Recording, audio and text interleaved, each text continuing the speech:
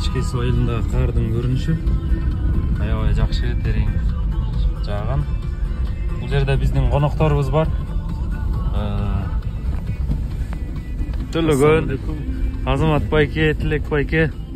Бул байкелерди тааныйсыңар. Айыл чарбада, багбанчылыкта жана ассоциацияда алып барган иштери аябай жакшы. Мына буюрса азыр үйгө келип конок болуп, кайра кетип бартабыз. Сон жеркен эле. Сонун кар. Айылга окшош бекен,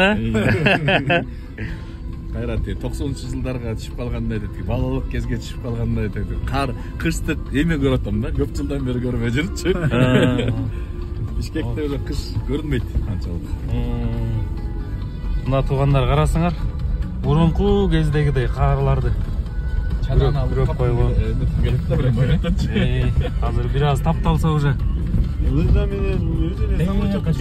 менен кетсең деле кетесиң. О, биз бала кезде ылдый карай тээп түшүп кайра өйдөн сүйрөп чыкчубуз да.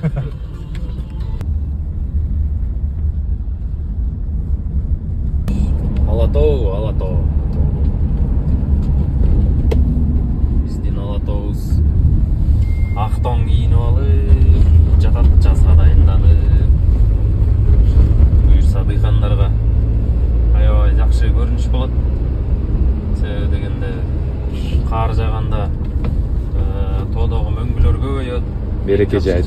Мына өзүңөр көргөндөй эле тоолорубуз аба-бакай болуп, Алатоо өз көрүнүшүндө.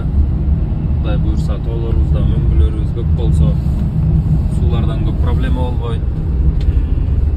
Суу проблема болбосо, урожай жакшы болот. Урожай жакшы болсо, дыйкандарга дагы жакшы болот. Анткандай азыр жылдан жылга техника өнүгүп, мына буюрса клубникаларды себип атабыз.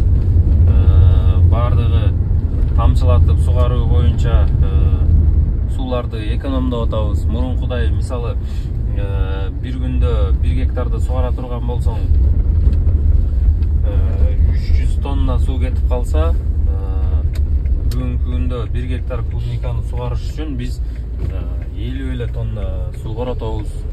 Ошонун бардыгы жанагы тамчылатып сугаруу системасы боюнча. Анткандай дыйкандарды дагы ошол жака чакырып кетет элек.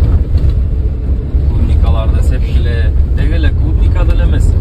Алмабак болобу, кандай культура болбосун, мисалы зерневойдон башкасы бардыгын тамчылатып сугаруу менен өстүрсө болот.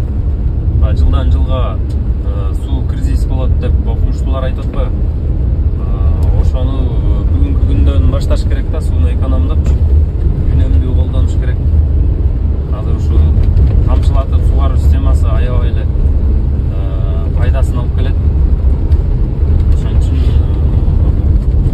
капельный ленталарды колдонсо болот, алмабакка колдонсо болот, карагаттарга колдонсо болот, бактарак, өсүмчүк, жер жемиштерге колдонсо болот. Сууну үнөмдөп берсең, ошол именно адреске жетет. Биз арык менен жайма субат кылганда адресине жетпей көпчүлүгү агып башка жерлерге сиңип кетип калат да. Капельный лентаны койгондо именно ошол өсүмдүккө адреси боюнча ошол суу жетип барат да.